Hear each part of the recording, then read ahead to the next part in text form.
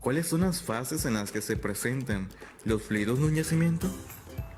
Para comprenderlo, es importante conocer el diagrama de fases. El diagrama de fases es una representación gráfica de las condiciones de presión y temperatura del aceite, gas o mezcla de estos en el yacimiento. El eje X representa la temperatura del yacimiento y el eje Y la presión del yacimiento. Dentro del diagrama se identifican tres regiones: la región del líquido, gas y dos fases.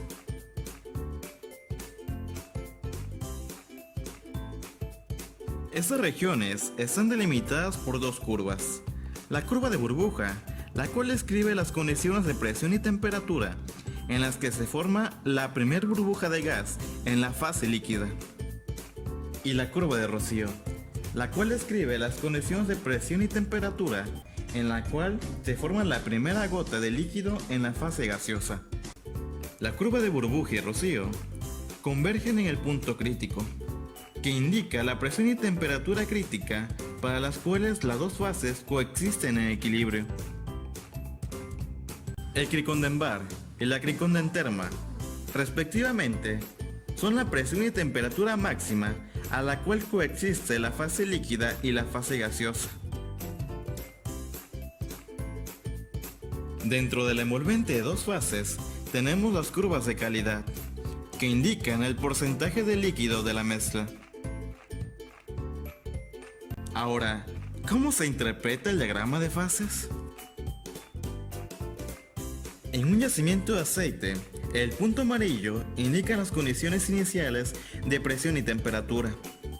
Al disminuir la presión, podemos observar cómo el punto pasa a la región de dos fases. Para un yacimiento de gas seco, el punto amarillo indica las condiciones iniciales de presión y temperatura. Al disminuir la presión, se observa cómo el punto continúa en la región de fase gaseosa, tanto en el yacimiento como en superficie. Para un yacimiento de gas húmedo, el punto amarillo indica las condiciones iniciales de presión y temperatura. Al disminuir la presión, se observa cómo el punto se mantiene en la región de fase gaseosa en el yacimiento. Sin embargo, en superficie se tendrán dos fases. Para un yacimiento de gas y condensado, el punto amarillo indica las condiciones iniciales de presión y temperatura. Al disminuir la presión, se observa cómo el punto ingresa a la región de dos fases. A esto se le conoce como condensación retrógrada.